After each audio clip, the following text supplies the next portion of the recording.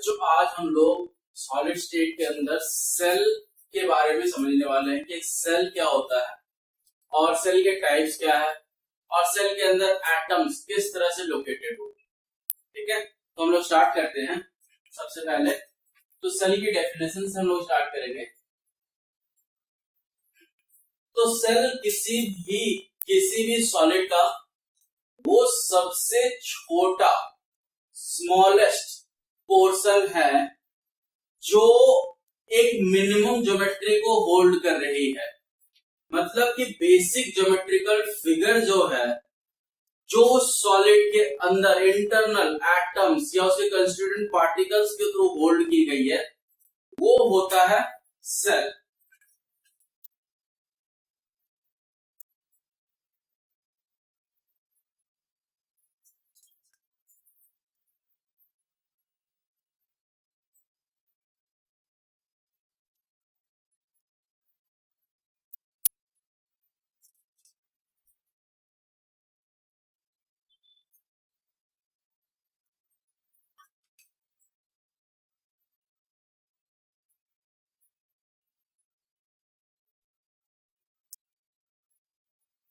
Constant particles के through बनाया गया बेसिक ज्योमेट्रिकल पैटर्न वो हमारा सेल होता है। लेकिन अब हम बात करते हैं कि जो सेल हमारा है बेसिक में, तो सेल किसी भी तरह के ज्योमेट्रिकल पैटर्न को हो सकता है और कितने तरह के पैटर्न बनेंगे वो तो हम सीखेंगे। लेकिन हमें जो पढ़ना है वो सिर्फ और सिर्फ क्यूबिक पैटर्न को पढ़ना है। ठीक है, और सेल के बाद लैटिस है। लैटिस के अंदर कुछ और डिफरेंट टाइप ऑफ सेल्स की सिर्फ यूज करनी है, उसके बारे में डिटेल हमें नहीं करना। तो सबसे पहले हम लोग जो सेल की बात करेंगे तो वहां पर होगा जो मैं बता दे रहा हूं, we have to study by cubic system. ये सेल की मैं बात कर रहा हूं, मैं लैटिस की बात नहीं कर रहा हूं। लैटिस में और भी सिस्टम हमें पढ़ने हैं। तो उसके बाद हमारे पास जो क्यूबिक सिस्टम की सेल की बात आती है, तो क्यूबिक सिस्टम की सेल की बात करें तो हम लोग की बात आएगी कि सेल किस चीज पर डिपेंड कर सकता है।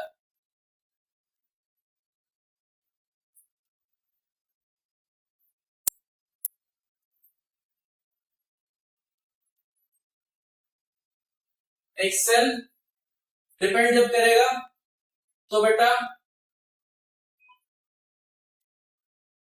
एज लेंथ पर, और दूसरा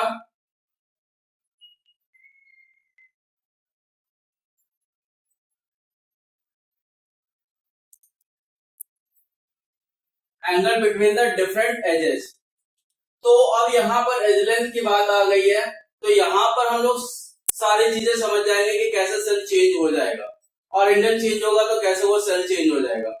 बट डिटेल हमारे को क्यूबिक से करना है जैसा मैंने तुम लोगों को लिखा है।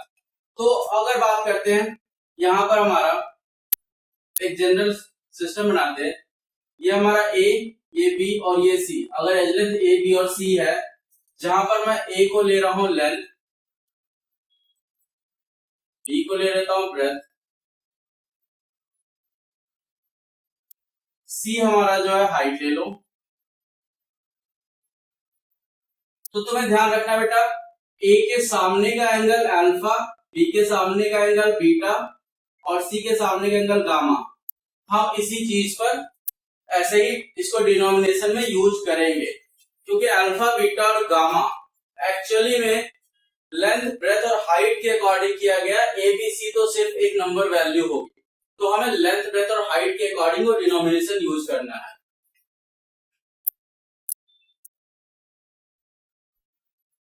Angle between A and B हमारा जो है वो गामा है, बी एंड सी जो हमारा है वो हमारा अल्फा है और सी एंड ए जो है वो हमारा बीटा है। तो हमें इन एंगल्स को इसी के अकॉर्डिंग करना है। अब सेल, इसका मतलब क्या हो गया कि इन 6 पार्ट्स पर डिपेंड करेगा और इन 6 में से अगर कुछ भी चेंज हो जाएगा तो हमारा सेल का नेचर चेंज हो जाएगा, टाइप चेंज हो जाएगा।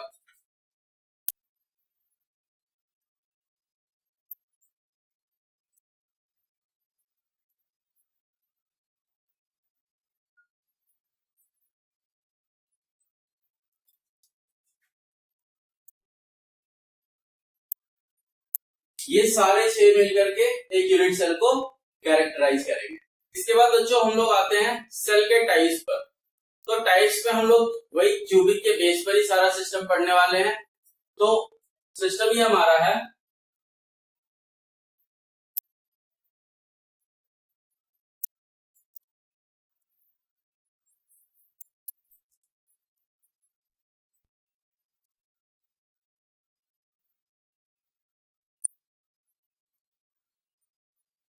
अगर हम सेल की बात करें तो सबसे बेसिक में हमारे पास दो तरह के सेल डिफाइंड होंगे। एक होगा प्रिमिटिव या फिर सिंपल यूनिट सेल, और जो दूसरा होगा वो हमारा सेंटर्ड यूनिट सेल। तो तुम लोगों को बताना चाहूंगा प्रिमिटिव या सिंपल के फर्दर कोई टाइप्स नहीं हो सकते, क्योंकि सिंपल है द सिंपलेस्ट वन, सिंपलेस्ट का कोई टाइप पॉसिबल ही नहीं है। और सेंटर्ड के अंदर टाइप्स होंगे। तो अकॉर्डिंग टू सीबीएसई हमें 3 टाइप्स की बात होती है। तो किस तरह के 3 टाइप्स की बात होगी?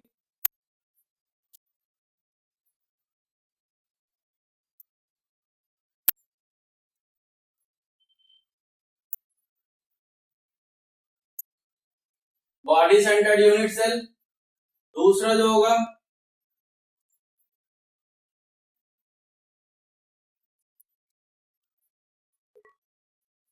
फेस सेंटर्ड यूनिट सेल, और तीसरा जो होगा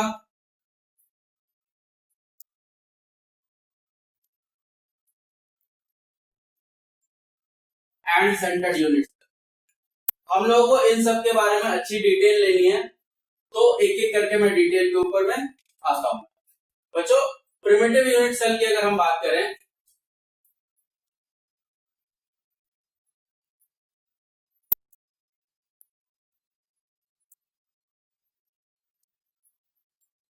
तो इसके अंदर क्या होता है, सबसे बेसिक स्ट्रक्चर है।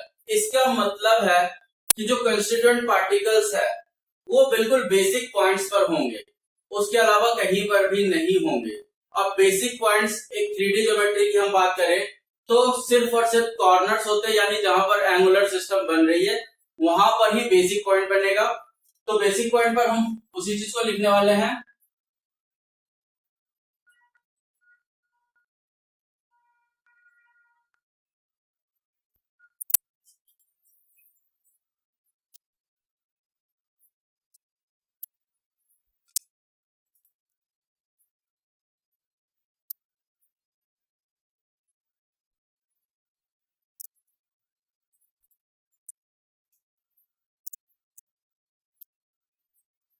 कंस्टेंट पार्टिकल सिर्फ कॉर्नर पर प्रेजेंट होंगे किसी भी ज्योमेट्री के, और बेसिकली क्या होगा, कहां पर होंगे,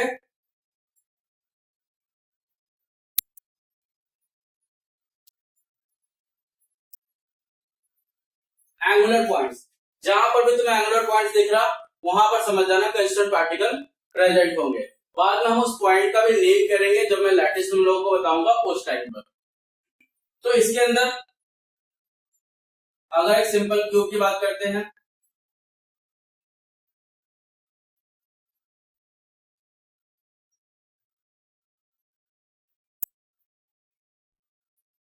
ये हमारे पास एक सिंपल क्यूब है, कंस्टेंट पार्टिकल्स इन एंगल्स पर प्रेजेंट होंगे,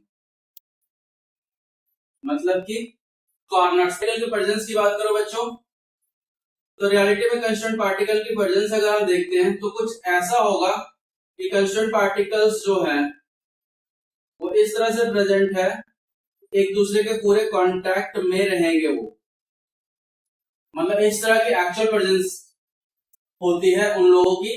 बट यहाँ ऐसा शो करने के पीछे का लॉजिक है ताकि ये फिगर थोड़ा क्लीन हो सके और आगे चीजों को हम इसको समझ सके। अब यहाँ पर सिचुएशन ये आती है कि ये जो कंस्टेंट पार्टिकल प्रेजेंट है हम अगर यहाँ देख पा रहे हैं तो क्या पता चल रहा है कि कंस्टेंट पार्टिकल अगर इस गोले को हम उठा ले तो ये देख पा रहे हैं कि ये गोला इतना पार्ट तो सेल के बाहर है, सिर्फ इतना ही पार्ट है जो सेल के अंदर है। हर जगह की सिचुएशन जस्ट अलाइक है। तो इन अलाइक सिचुएशंस के अकॉर्डिंग हम यहाँ पर ये चीज हमें पता लगाना है कि आखिर उस गोले का, उस एटम का कितना पार्ट सेल के अंदर है और कितना पार्ट जो है सेल के बाहर चला गया, मतलब वो किसी दूसरे सेल का हिस्सा बन जाएगा। तो हम इसको जरा समझते हैं और एक मैथमेटिकली 3D सिस्टम के अकॉर्डिंग यूज करते हैं। अब एक सर्कल हम ड्रॉ करते हैं और सर्कल ड्रॉ करके हम यहाँ चेक कर पा रहे हैं। तो सर्कल में अगर हमने लेंथ, ब्रेथ या हाइट को एक पार्ट को लिया तो ये हमारा जो पोर्शन है, ये पूरा पोर्शन हमारा 1/4 है जो सर्कल के अकॉर्डिंग है। लेकिन अगर 3D ज्योमेट्री की बात करें और एक 3D पार्ट हम लोग यहाँ पर से और उसको प्लेसमेंट से कट करें तो बैक साइड से फिर ये हाफ हो जाएगी और ये जो 3D ज्योमेट्री के अंदर जो ये वाला पोर्शन आएगा हमारा,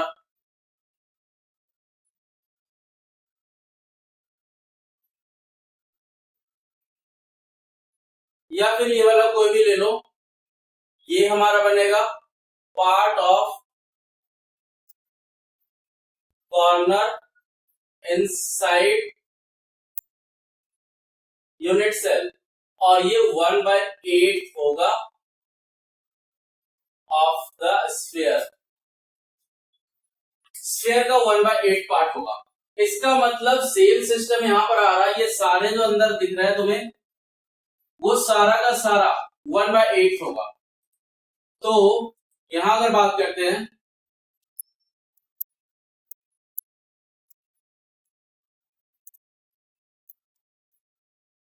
1/8 एक कोने में पार्टिकल प्रेजेंट है तो टोटल पार्टिकल्स कितने हो जाएंगे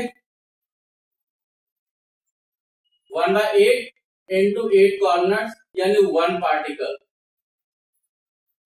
मतलब सिंपल जो प्रिमिटिव सेल होता है उसके अंदर कुल मिलाकर सिर्फ एक ही एटम पार्टिसिपेट कर रहा इनसाइड द सेल। अब बच्चों हम लोग सेंटर्ड सेल की बात करते हैं तो सेंटर्ड सेल में क्या होगा,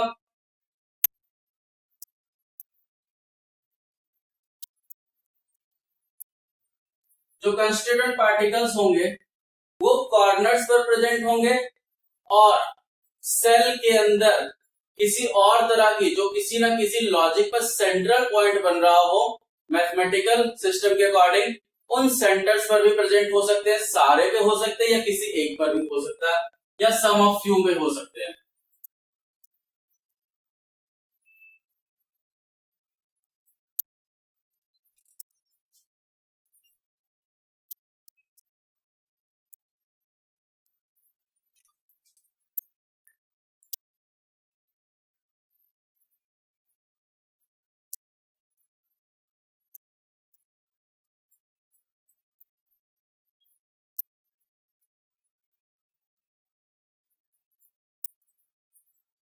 The type of unit cell in which constant particles are present at corners and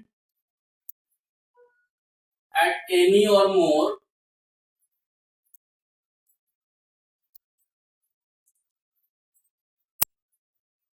mathematical centers in a cell। अब इसके अंदर हम अगर बनाने की बात करते हैं तो इसके लिए कुछ नहीं बनेगा, इसके पार्ट्स के लिए ही हमारा सारा डायग्राम बनेगा और उसी के लिए हमारी सारी कैलकुलेशन होगी। इसकी जो सबसे पहली है वो है बॉडी सेंटर्ड यूनिट सेल। हम बॉडी सेंटर्ड यूनिट सेल के ऊपर समझते हैं। तो बॉडी सेंटर्ड यूनिट सेल के अंदर अगर डायग्राम की बात करूं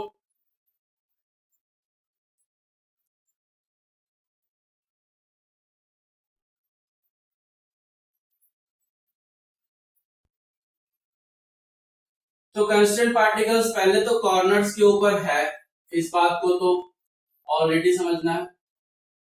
और इसको समझने के लिए तुम लोग अपने रूम का एग्जांपल सोच लेना, रूम को क्यूब मान लेना और उसमें देखना कि कॉर्नर्स पर सारे पार्टिकल्स अवेलेबल हो चुके हैं। उसके बाद बिल्कुल रूम के बिल्कुल बीच में एकदम होल, जिसको जी सेंटर ऑफ द क्यूब बोल सकते हैं, उस जी सेंटर पर एक एटम प्रेजेंट होगा। तो let's say it is here. अब यहां भी कैलकुलेशन के हिसाब से अगर देखते हैं पार्टिकल एट वन कॉर्नर 1/8 और पार्टिकल एट बॉडी सेंटर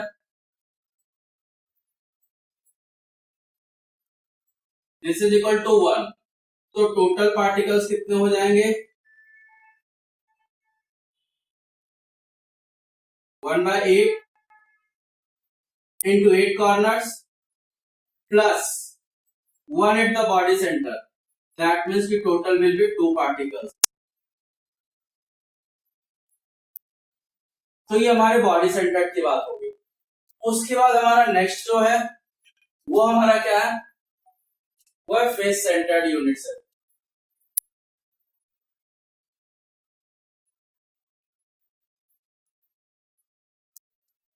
तो फेस सेंटर्ड यूनिट सेल के लिए अगर हम बात करते हैं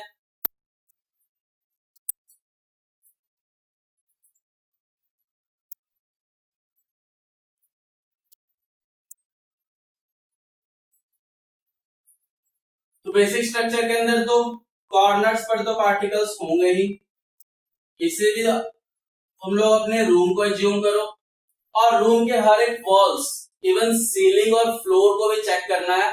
उस वॉल पे बिल्कुल सेंटर पर पार्टिकल का प्रेजेंस होना है, जैसे इसमें यहां पर यहां पर यहां पर यहां पर, ये हो गया 4 साइड्स वाली बात, और एक बैक का और एक हमारा फ्रंट का, ये सिचुएशन बनी। तो अगर हम इसमें अगर बात करते हैं तो पहले कॉर्नर के पार्टिकल की बात लिखते हैं, फिर हम लोग समझेंगे।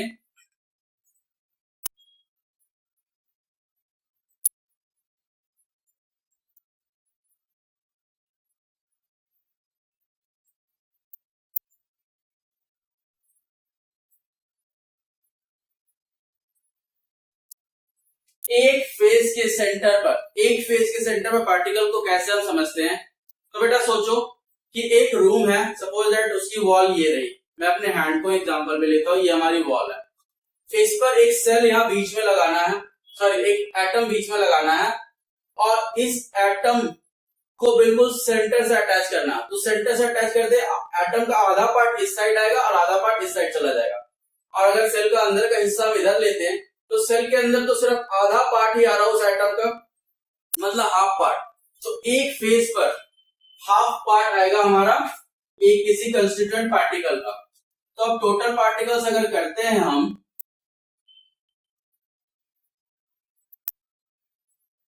तो 1/8 into 8 corner plus 1/2 into 6 faces, और ये टोटल हमारा कितना आ जाएगा, that will be 4।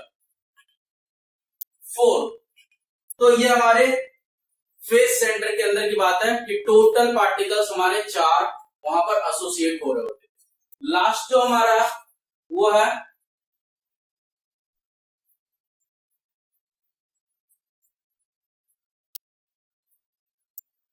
And centred unit cell. End centred unit cell के लिए अगर हम बात करते हैं तो डायग्राम की बात को पहले समझते हैं।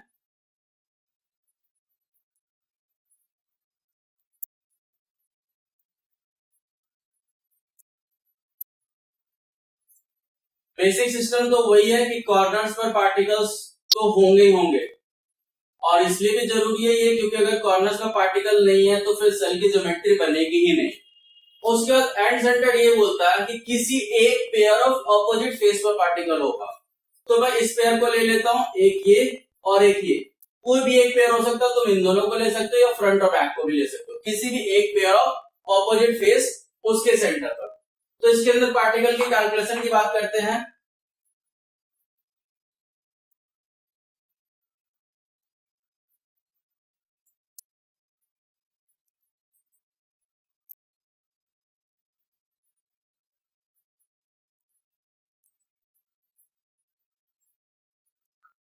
कॉर्नर पर पार्टिकल 1/8 है और एक फेस के सेंटर पर 1/2 है।